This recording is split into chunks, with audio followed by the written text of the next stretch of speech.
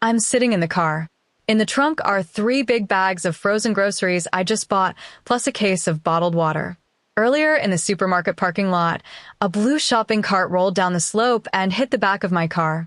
I got out to check. There's a scratch on the bumper. I climbed back in, pulled the memory card from the Dashcam, and plugged it into my phone's card reader. The screen lit up, but the image was dark. It was last night's garage footage.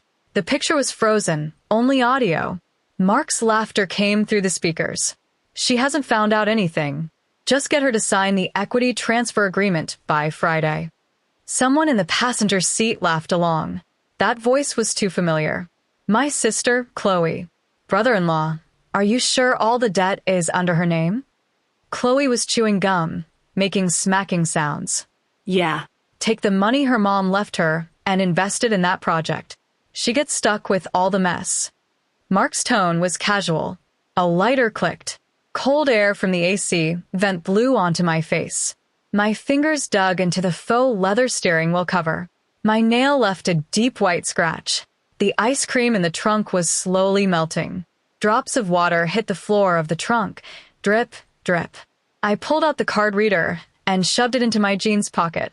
The metal edge pressed against my thigh. I pushed open the car door. The air in the garage was stuffy. I carried the 3 dripping shopping bags into the kitchen and dropped them on the counter. A layer of water had already pooled at the bottom of the plastic bags, spilling onto the marble countertop. I grabbed a dish towel and wiped it clean, one stroke at a time. The garage doors started to rumble. Mark's car pulled in. He pushed open the door, tossed his black briefcase onto the couch, and hung his suit jacket over the back of a chair. Honey, I'm home. He walked into the kitchen, picked a cherry tomato off the counter, and popped it into his mouth. What's for dinner tonight? I turned around, took out a chef's knife, and started chopping an onion on the cutting board. The blade sliced through the onion with a crisp crunch. Onion juice splashed onto the back of my hand. My eyes stung a little. I blinked and looked at him. Making your favorite beef stew, I said. Mark leaned against the fridge, grabbed a can of beer, and pulled the tap. White foam bubbled up and spilled onto his hand. He casually wiped it off with a paper towel. Have you looked over that investment contract for Friday? He asked, trying to sound casual, his eyes fixed on the beer can in his hand. I swept the chopped onions into a hot oil pan. A sizzle erupted, and smoke rose. I have, I said, stirring with a wooden spatula. I was just about to talk to you about it. Chloe called me this afternoon. Mark paused mid-sip. His Adam's apple froze. What did she say? He set the can down, the bottom clinking against the counter. I picked up the salt shaker and sprinkled a little into the pan. She asked me if your startup project, if she's the only one putting in more money, could she get a portion of your shares? Mark didn't say anything for a long time. The kitchen was filled with the roar of the range hood and the bubbling of the pot. I turned to look him in the eyes. The corner of his eye twitched twice.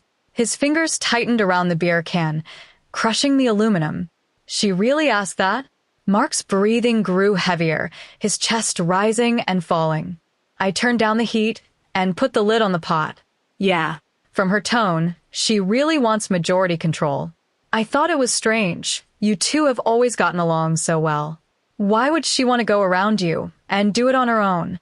Mark slammed the beer can hard onto the counter. The remaining half can of beer splashed out, staining the floor tiles. I need to handle some work in the study first.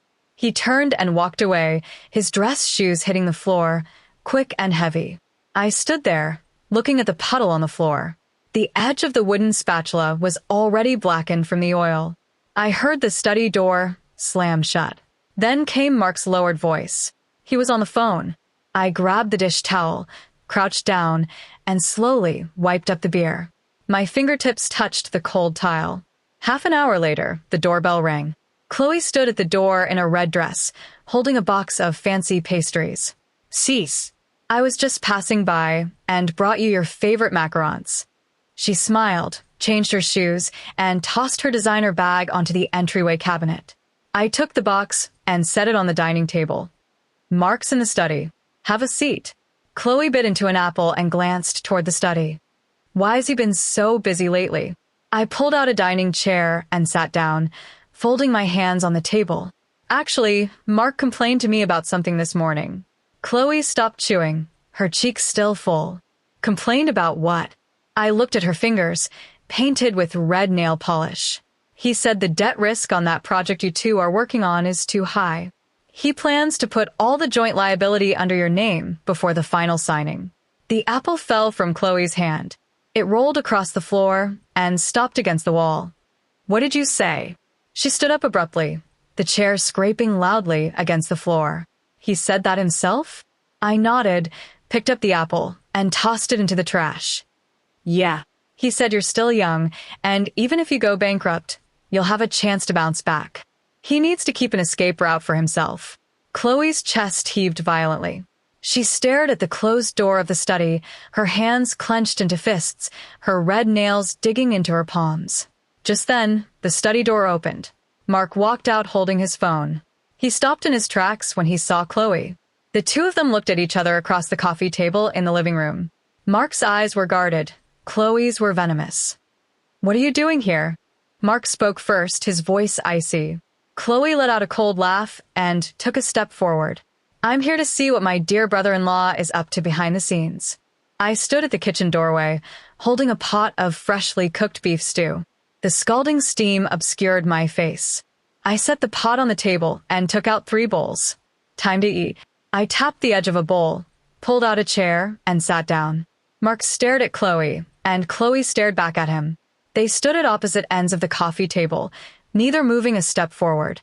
The exhaust fan in the kitchen hummed. The aroma of beef stew filled the entire living room. Let's eat first. I picked up the ladle and filled Mark's white ceramic bowl with beef and potatoes.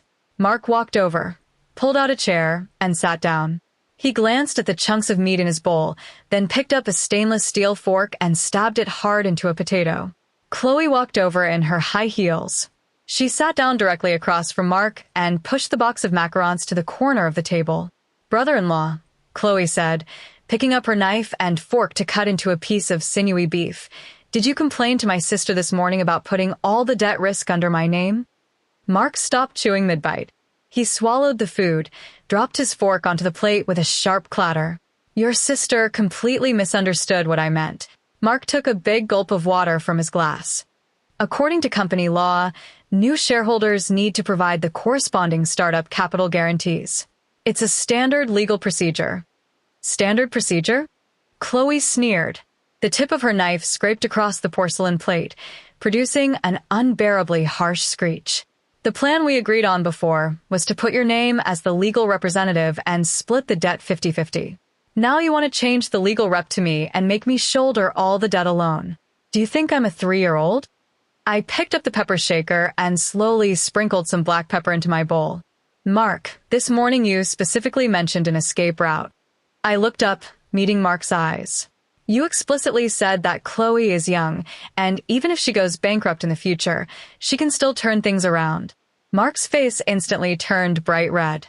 He turned his head and glared at me, gripping the edge of the table so hard his knuckles went white. I never said that. Mark's voice suddenly rose, shaking the water glass on the table. I was just making an analogy. An analogy? Chloe slammed her knife and fork onto the table.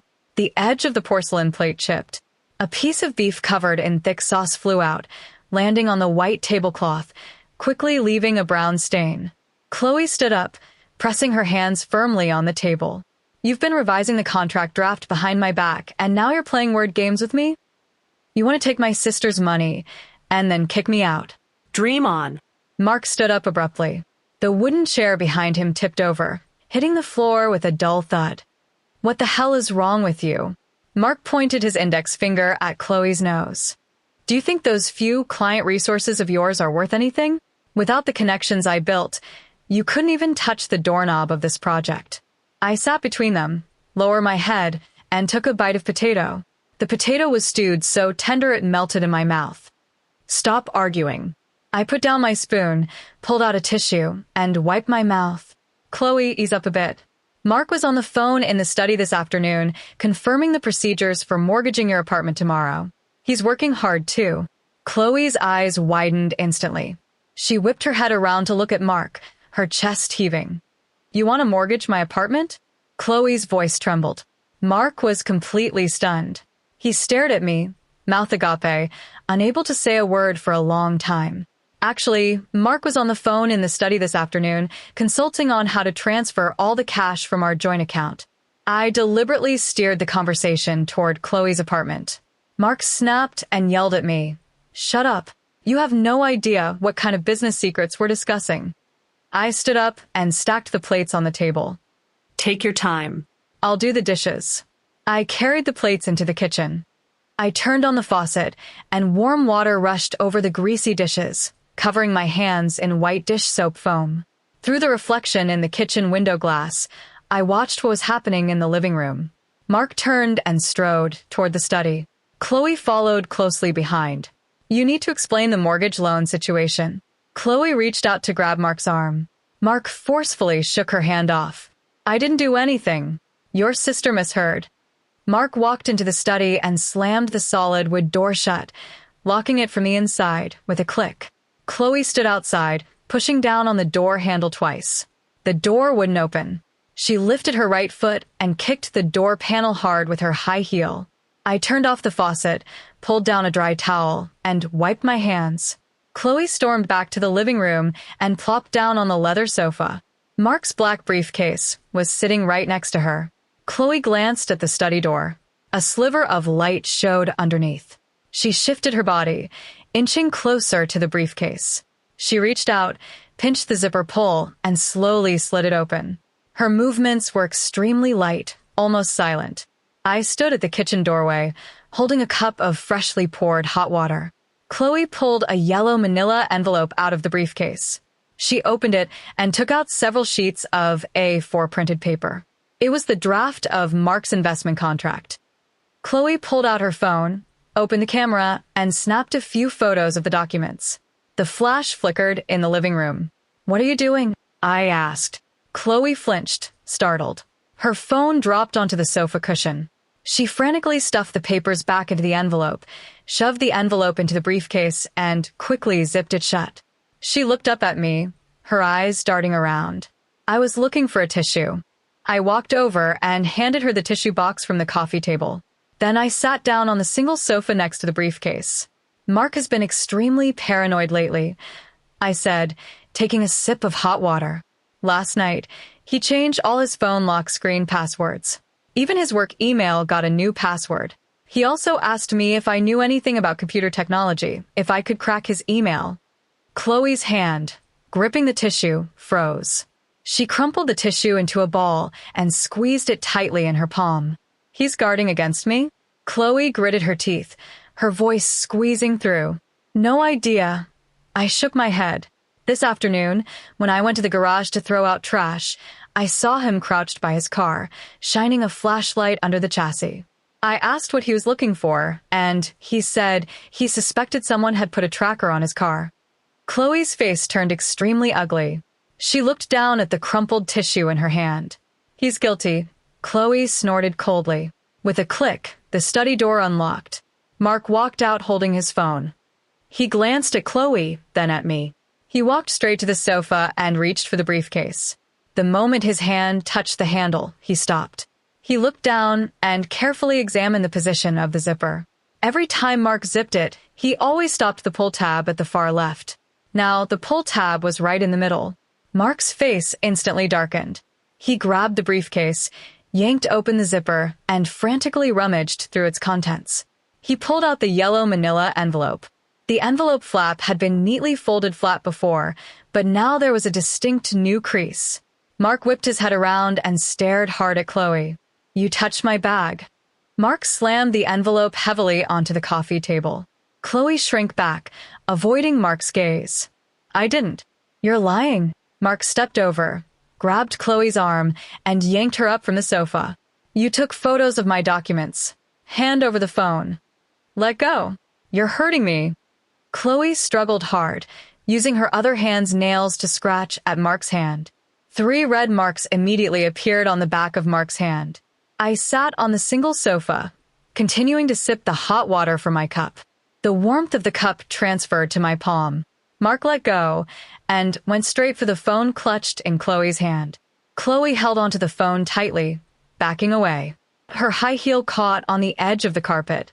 She lost her balance and fell backward. Her back slammed hard into the edge of the solid wood TV cabinet. A glass vase sitting on top wobbled twice and crashed to the floor. With a loud shatter, the vase broke into dozens of pieces. Water spilled everywhere. The few red roses inside lay scattered among the sharp shards of glass. Chloe clutched her lower back, wincing from the pain. She pointed at Mark and screamed, "Go ahead and grab it. The document doesn't even have my name on it. It's just a ledger of all the assets you've been moving. You want to keep all the money for yourself." Mark stood in front of the shattered glass, his chest heaving. He jabbed a finger at Chloe's face. "You idiot. Those transactions were all fake entries to dodge taxes." Mark growled through gritted teeth. "Now you've taken photos. If those get out, we're both going to prison." Chloe slowly straightened up, leaning on the TV cabinet. She raised her phone. "Why should I believe your bullshit?" Chloe glared at him venomously. "I'm keeping all these photos as evidence. If you try to pin the debt on me, I'll expose your fake accounting." Mark lunged forward and kicked the broken glass on the floor.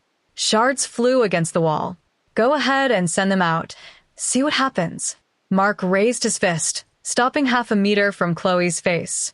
Chloe didn't flinch. She tilted her chin up to meet his fist. "Hit me.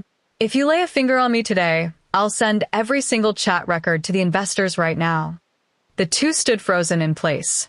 Heavy breathing echoed through the living room.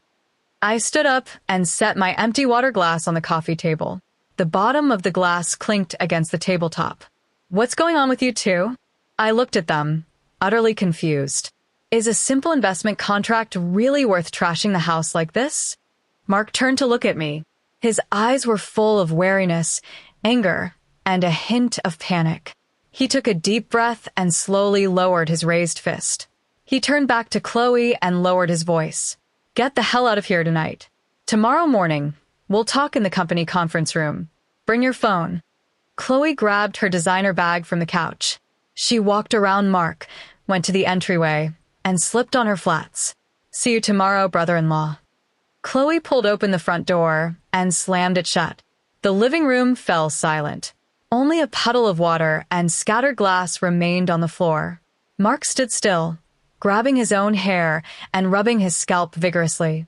He turned and walked to the liquor cabinet, pulled out a bottle of whiskey, and without even grabbing a glass, unscrewed the cap and took a big swig straight from the bottle. I went to the utility room and grabbed a broom and a plastic dustpan.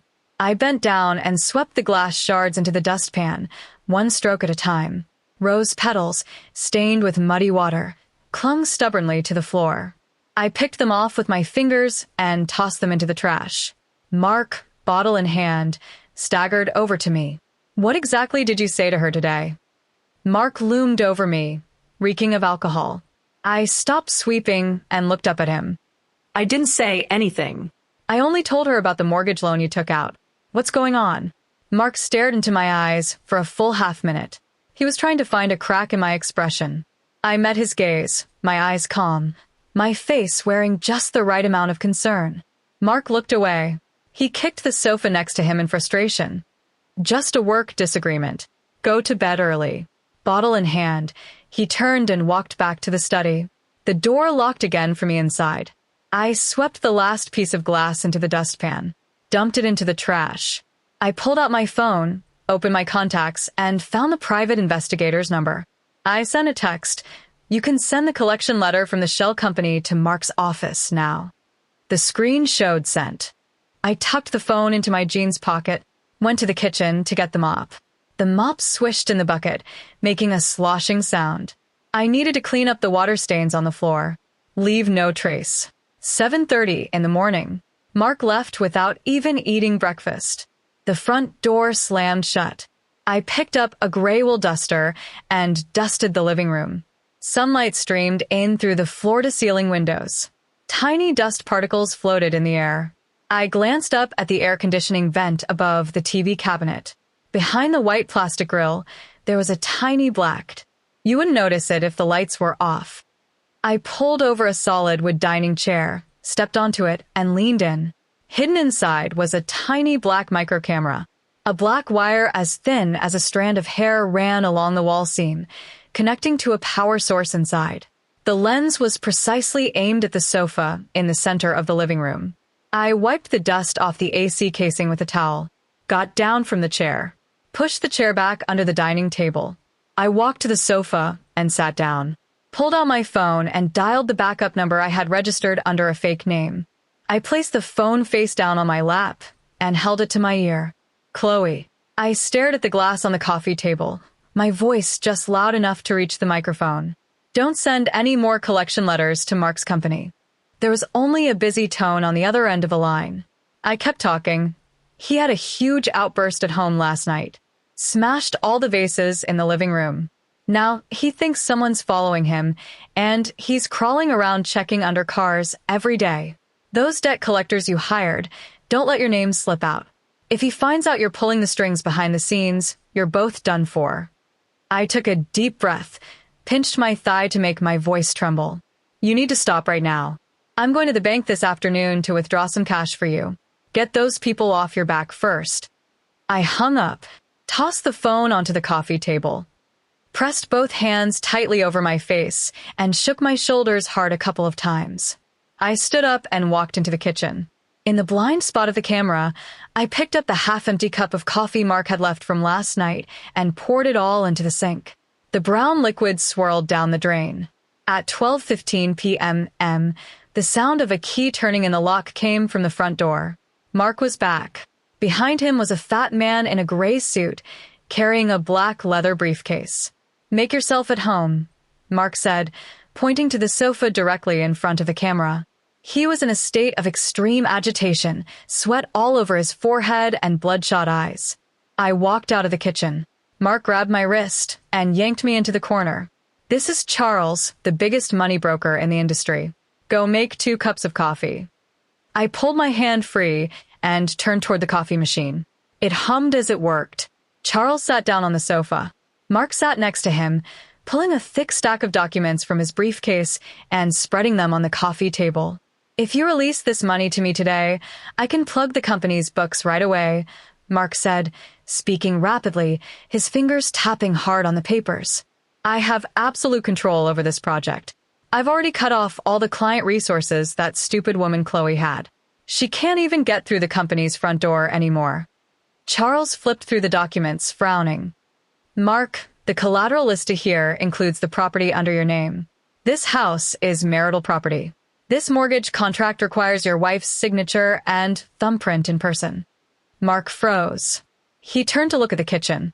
I walked out carrying 2 cups of black coffee. I set them on the glass coffee table. The ceramic cups clinked against the surface. Sign what? I asked, folding my hands in front of me. Mark jumped up, pulled a black pen from his jacket pocket, and shoved it into my hand. Just a routine financial upgrade document. If you sign it, we'll get an extra $5,000 in interest every month. I glanced down at the document. At the very top, it clearly read Unlimited Joint Liability Mortgage Guarantee. This sudden turn of events completely threw off my plan. Mark hadn't gone to the company to confront Chloe at all. Instead, he'd brought a loan shark intermediary to the house early, aiming to mortgage and cash out all our remaining assets by noon. He was completely out of control, abandoning even the pretense of basic caution. I placed the pen on the table. It rolled twice on the glass and stopped at the edge. I refused to sign, I said, looking Mark in the eyes. Mark panicked. He reached for my shoulder. What do you know? Sign it and we get the money. Just then, a sharp screech of brakes came from outside. The sound of tires scraping against the road was piercing. The front door was kicked open from the outside. The door panel slammed hard against the wall. Chloe burst in. Her hair was a mess, and she was clutching a silver laptop. Mark, Chloe screamed, hurling the computer straight onto the coffee table. The screen shattered instantly. The coffee cups tipped over, spilling hot black liquid everywhere, completely soaking the mortgage contract. Charles recoiled in shock, his suit pants stained with coffee. What are you doing? Mark yelled, lunging for the documents. The paper was already soggy, and when he yanked, the contract tore in half. You changed the company's server password. You emailed all the clients, saying I was embezzling funds. Chloe lunged at him, grabbing his collar with both hands. You've cut off my lifeline. Mark shoved her hard. Chloe stumbled back a few steps, her high heels catching on the carpet, and fell onto the sofa. Charles stood up, grabbed his briefcase, and slapped at the coffee stains on his pants. Mark, you can't even resolve an internal company dispute, and you want to mortgage your house for a loan? This deal is off. Charles strode out. Mark panicked completely, spinning around and grabbing Charles's arm. Mr. Charles, let me explain. That woman has no shares. She's gone crazy. Charles shook off Mark's hand, walked out the door, and slammed the security gate shut. Only the three of us were left in the living room. Chloe sat on the sofa, pointing at Mark and yelling, "You sent that mass email this morning to ruin my reputation." "You despicable little man." Mark turned around, strode over, and grabbed Chloe by her blazer. "You have the nerve to yell at me? You hired someone to send collection letters to my office. You threatened me through an underground loan shark. I never sent any collection letters." Chloe slapped frantically at Mark's hand. "Let go of me. I heard your sister say it on the phone." Mark roared, the veins on his neck bulging. Chloe froze. She turned her head and looked at me through her messy hair. I looked back at her. My face was completely expressionless. "Sis, what did you tell him?" Chloe's voice trembled. Mark let go. He pointed at the air conditioning vent. "I installed a surveillance camera in the house. Your sister called this morning and told you to stop sending letters. You can't deny it." Chloe followed his finger and saw the hidden black. She suddenly burst out laughing. She laughed so hard her whole body shook. She pointed at Mark, then at me. "You idiot." Chloe gritted her teeth at Mark. "Do you think I have no brains at all? I haven't gotten a single cent of shares, and I'm going to hire debt collectors?" Chloe got up from the sofa. She walked over to me. "You deliberately called and put on an act for him to see." Chloe looked into my eyes, her voice icy. "You know everything." I slowly raised my hand and straightened her collar, which she had messed up. "You smashed that glass vase last night." I stared into her eyes. "That was the only keepsake Mom left me." Chloe shuddered violently. She took a big step back. Mark stood there, completely lost. "What are you two talking about in riddles?" I turned and walked to the entryway cabinet. I pulled open the bottom drawer and took out a document. I walked up to Mark and slapped the document against his chest. "Divorce papers," I said calmly. "I've already signed. This house and all the cash in our joint account go to me. The debts from the companies under your name, you can pay them off yourself." Mark glanced down at the document. He crumpled it into a ball and threw it hard on the floor. "Dream on. Half of this house is mine." I pointed at the computer with the cracked screen, then at the surveillance camera in the air vent. "You installed hidden cameras in the house to spy on my privacy." I pulled out my phone and played the Dashcam recording where he openly admitted to shifting all the debt onto Chloe. I turned the volume all the way up. Mark's own voice echoed through the living room. Mark's face instantly drained of all color. He collapsed onto the coffee-stained sofa. "And as for Mr. Charles just now," I said, putting my phone away, "I'll send him this recording. He'll definitely be very interested to know what you're really up to." I turned around and opened the front door. "You two keep arguing." I stepped out the door. "By midnight tonight, take your garbage and get out of my house." Bang! I closed the door. The sunlight hit my face. The breeze outside was cool and refreshing. Monday morning, 9 o'clock. I sat at the dining table. The whole house was empty. Before midnight last night, Mark and Chloe had rolled out with their suitcases. A few muddy footprints were left on the hallway carpet. I stood up, went to the utility room, and got the vacuum cleaner. I plugged it in. The machine roared loudly. I pushed the vacuum, sucking up the dirt on the carpet, the dust under the sofa, and the residue left beside the coffee stain Mark had made yesterday, bit by bit. I unplugged it and put the vacuum back in its place. I walked into the master bedroom. I opened the closet. It was half empty. Mark had taken all his suits and ties. A metal cufflink lay on the floor. I picked it up and tossed it into the trash can in the corner. Back in the living room, I opened the laptop in front of me. My phone screen lit up. Mark's former assistant sent me a screenshot. An hour ago, Mark had sent an internal email to all the company's executives. The email included a forged medical diagnosis. In the email, Mark wrote that I had been suffering from severe schizophrenia for a long time and often had auditory hallucinations. To stop him from starting his business, I had even used AI software to create a fake recording to blackmail him. Mark assured the executives that his family issues would not affect today's quarterly financing meeting. I put down my phone. My fingers moved over the mouse. I clicked on a hidden folder on the computer desktop. Inside were 2 high-definition videos. Before kicking them out yesterday afternoon, I had stood on a chair and removed the memory card from the micro camera in the air conditioning vent. The camera Mark himself had installed had captured everything that happened in the living room in crystal clear detail. In the first video, Mark grabbed Chloe's arm and yelled, "Those cash flows are all fake accounts made to avoid taxes. If you take a photo of this now and it gets out, we'll both end up in prison."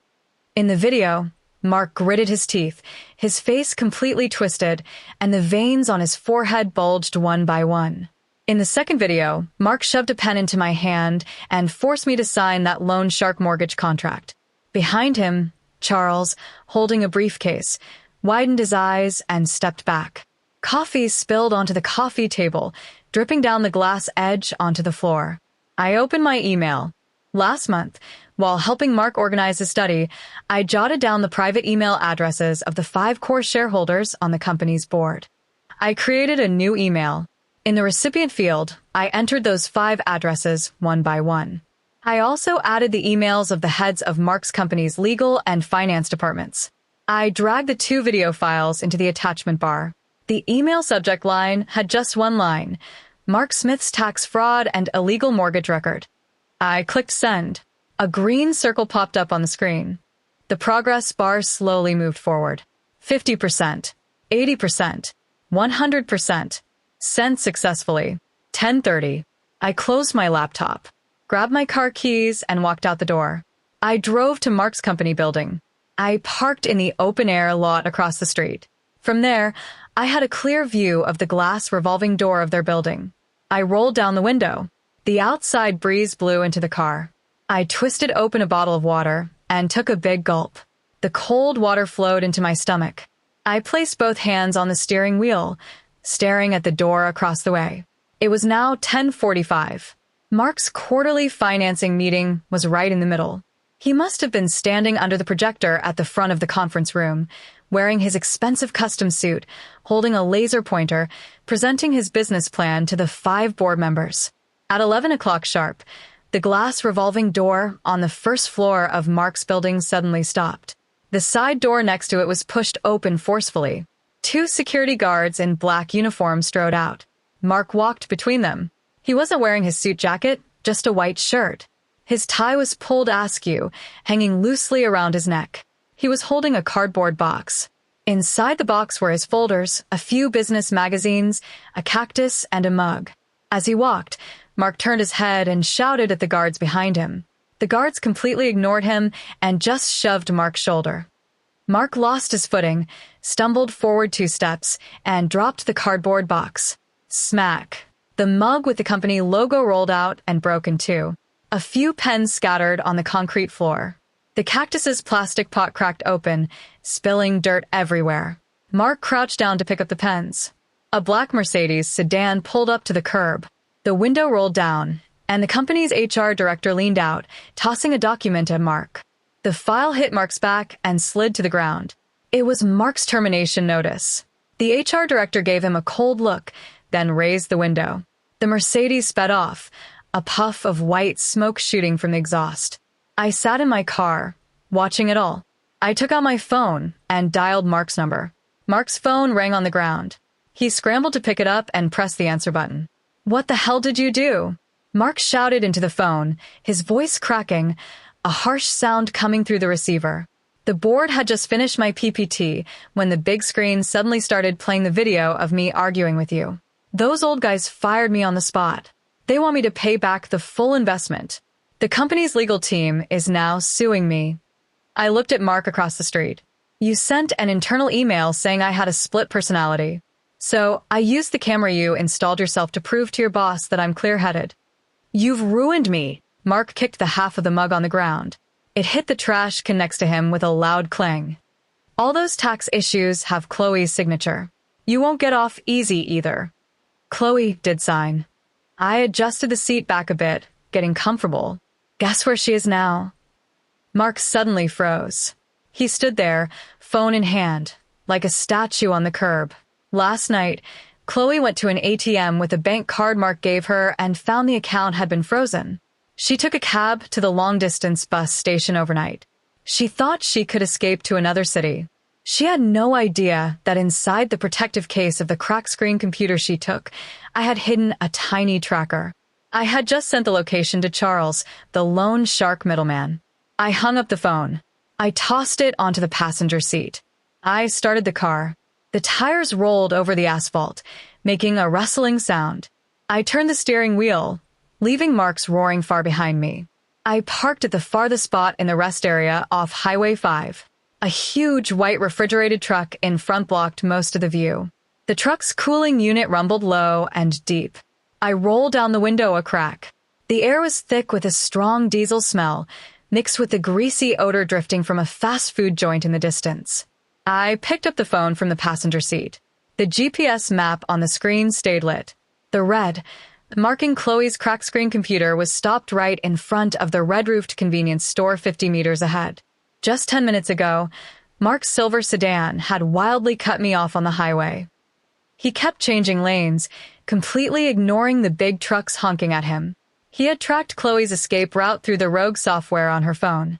Now, Mark's silver sedan screeched to a halt in the handicapped spot in front of the convenience store.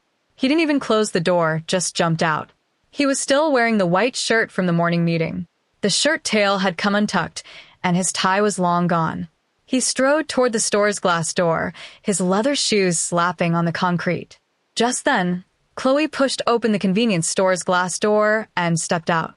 She held a bottle of water in one hand, and under her arm was the black tote bag with the broken computer. Her red dress was covered in dust. Mark spotted her immediately, rushed up, and grabbed her arm. "Where are the accounting drafts?" Mark yelled, spit flying onto Chloe's face. Chloe stumbled back a big step. The water bottle fell and rolled under Mark's car tire. "Let go." Chloe used her free hand to pry at Mark's fingers.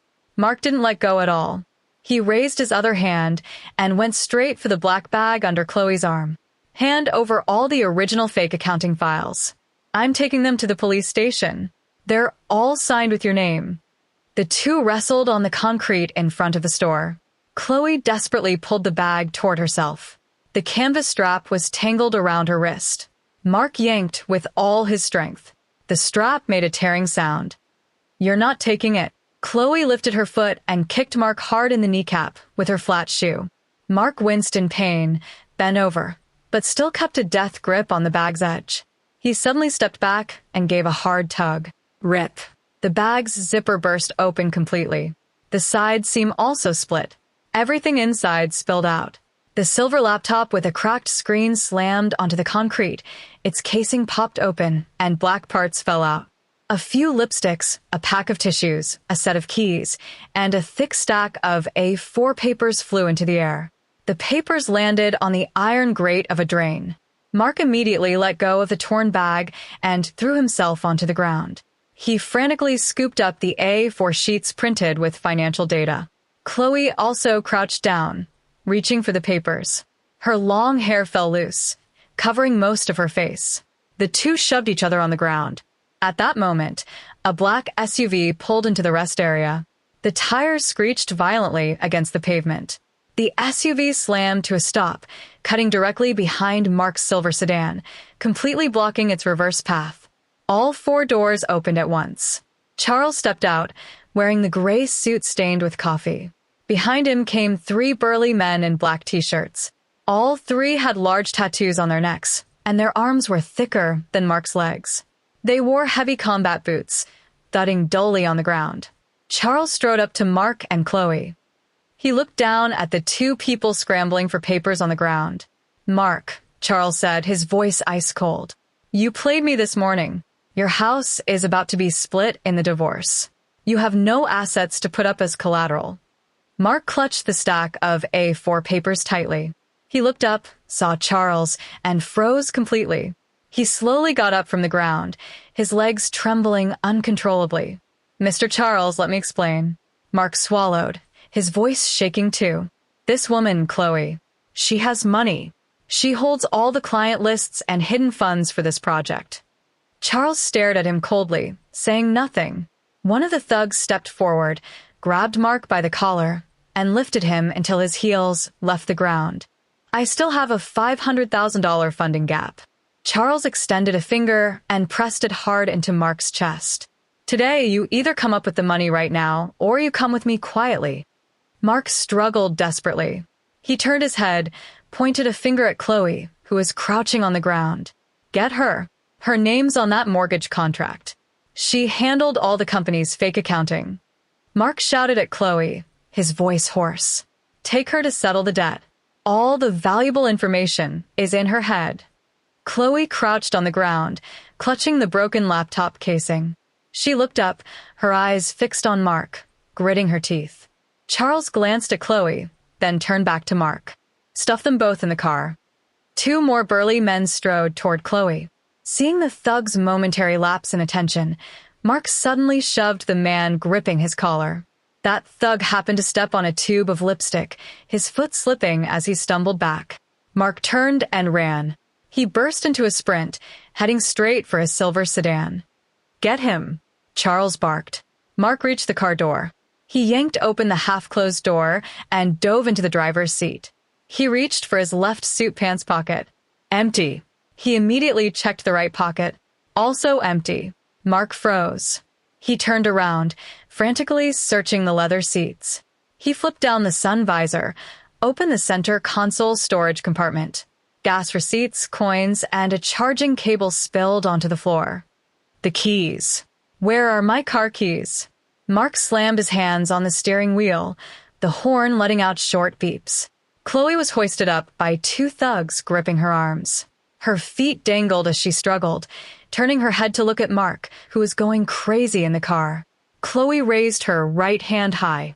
Dangling from her index finger was a set of car keys with a silver ring. During the scuffle on the ground over the ledger, she had snatched the only set of car keys from Mark's pants pocket. "You were going to ditch me and run?" Chloe stared at Mark, flicked her wrist, and hurled the keys toward the nearby sewer grate. The keys arced through the air and landed precisely into the dark opening. A dull splash. Mark's eyes went wide. He stared in despair at the sewer, clutching his hair with both hands, pulling hard. The three thugs rushed to the silver sedan. The leader opened the driver's door, grabbed Mark by his clothes, and dragged him out of the car. Mark hit the concrete hard, tearing a big hole in the knee of his suit pants. "Let's go." Charles got back into the SUV and shut the passenger door. The three thugs shoved Mark and Chloe into the back seat of the SUV like sacks of potatoes. The two kicked and thrashed at each other in the back, muffled thuds echoing. The thugs slammed the heavy door shut. The SUV started, black smoke puffing from the exhaust. It reversed, turned, and drove up the highway ramp from the rest stop. Within seconds, the black behemoth vanished into the dense traffic. In front of the rest stop convenience store, everything was calm again. Only Mark's silver sedan remained, its driver's door wide open. White A4 papers, a torn black tote bag, and a shattered laptop were scattered on the ground. A gust of wind blew a sheet of financial data against the convenience store's glass door. It stuck for 2 seconds, then drifted slowly down to land beside a trash can on the curb. I sat in my car, watching all this through the windshield. I picked up the bottle of water from the passenger seat and unscrewed the plastic cap. The water was no longer cool. I tilted my head back and took a big gulp. I set the bottle down and tucked my phone into my jeans pocket. My right foot pressed the brake. My right hand shifted into reverse. My car slowly backed out of the farthest parking spot. I turned the steering wheel and headed toward the rest stop exit. As I passed Mark's silver sedan with its door hanging open, I stepped on the gas. The exhaust let out a roar. I merged onto the highway and drove at a steady speed toward the city. I got home. I pushed open the door. The house was dead silent. I walked into the living room, picked up a clean cloth, and started wiping the dust off the coffee table. I rinsed the cloth under the faucet. The water turned a murky gray, flowing down through the grid in the sink. I wrung the cloth dry and draped it over the curved metal neck of the faucet. Drops of water dripped from the edge of the cloth, drip, drip, onto the stainless steel sink bottom. The doorbell rang. I walked over and turned the doorknob. Outside the door stood 3 men in blue work uniforms. On their chest pockets was printed the logo, Express House Clearance. The one in front held a clipboard. Property handover. He handed me a black ballpoint pen. I took the pen and signed my name on the last line. I placed the 2 front door keys in his palm. I turned and walked into the bedroom. On the bed sat a silver suitcase. I rolled up a few cotton t-shirts and jeans and stuffed them into the left side of the suitcase. On the right side, I placed my toiletry bag and a new laptop. I zipped it shut. The metal zipper heads clinked together with a crisp sound. I pulled up the handle, and the wheels rolled across the hardwood floor with a low rumble. I pushed open the front door and stepped outside. The 3 men had already started moving things out. The leather sofa Mark had sat on last night was being carried by 2 men stuck in the doorframe. They gave it a hard shove, and the sofa squeezed through, leaving a white scratch on the doorframe from the leather surface. Another man picked up the broken TV cabinet drawer and tossed it straight into the back of the big truck parked on the lawn. I put the suitcase into the trunk of my car. I pressed down firmly on the trunk lid, and it shut with a dull thud. I closed the car door, started the engine. My phone vibrated on the passenger seat. The screen lit up with an anonymous text message. There was a video file attached. It was from Charles. I tapped play. The footage was dark. In a basement, large patches of wall plaster had peeled off, exposing red brick. The floor was covered in cigarette butts, discarded oil cans, and crushed soda cans. Mark sat on a rusted iron stool. His white shirt had turned gray, with a big tear at the collar and one sleeve torn off halfway. His hair was plastered to his forehead, dripping with sweat. Chloe crouched in a corner, holding a stiff-bristled brush, scrubbing hard at a car tire caked with dry mud. Her high heels were long gone. She wore a pair of broken plastic slippers. Her red dress was completely stained with black motor oil. In the footage, Charles's tattooed henchman walked over and tossed Mark a cracked old phone. The phone bounced off Mark's knee. "Call your wife. Tell her to bring money to get you out." The henchman kicked the leg of Mark's iron stool, and it scraped against the concrete floor with a harsh screech. Mark's hands trembled. He picked up the phone and, with fingers covered in black grime, dialed a number. It was my old number. In the video, Mark pressed the phone to his ear. His mouth hung open, his chest heaving. "Pick up, please pick up," he muttered into the phone, his voice hoarse like sandpaper scraping wood. A cold, mechanical female voice came through the phone's speaker. It was very loud, echoing through the empty basement. "The number you have dialed is not in service." Mark froze. He pulled the phone away from his ear and stared at the cracked screen. His lips trembled. Chloe stopped scrubbing the tire. She turned and looked at Mark. Suddenly, she dropped the brush, lunged over, and snatched the phone from Mark's hand. "You dialed wrong. Let me call." Chloe jabbed at the screen with her finger. The cracked glass cut her finger, leaving a red smear. The speaker was on. "The number you have dialed is not in service." Chloe held the phone up with both hands, then slowly slid to the floor. Her back rested against a pile of old tires. The henchman walked over and stomped on Chloe's hand. She screamed and let go. He picked up the phone and hurled it against the wall. The phone shattered into pieces, black plastic parts and green circuit boards scattered on the ground. "Keep working. If you don't finish scrubbing these tires tonight, nobody's sleeping."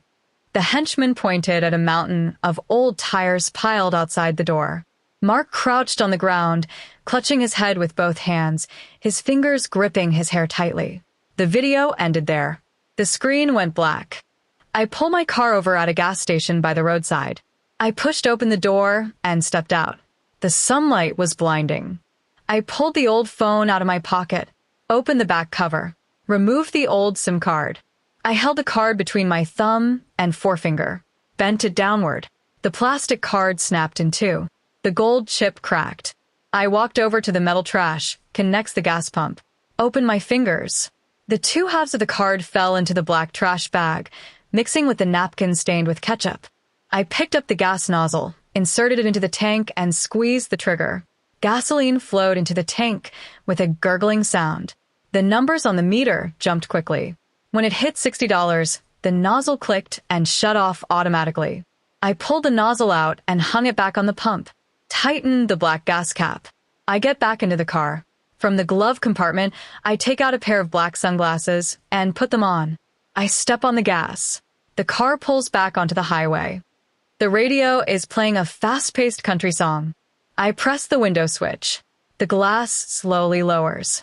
The wind blows in from outside. It's very cool.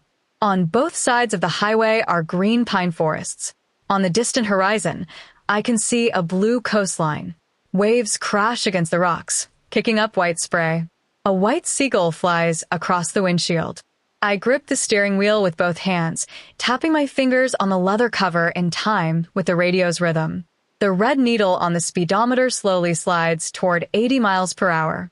The road ahead is very wide, with no other cars in sight. I step on the gas and keep driving.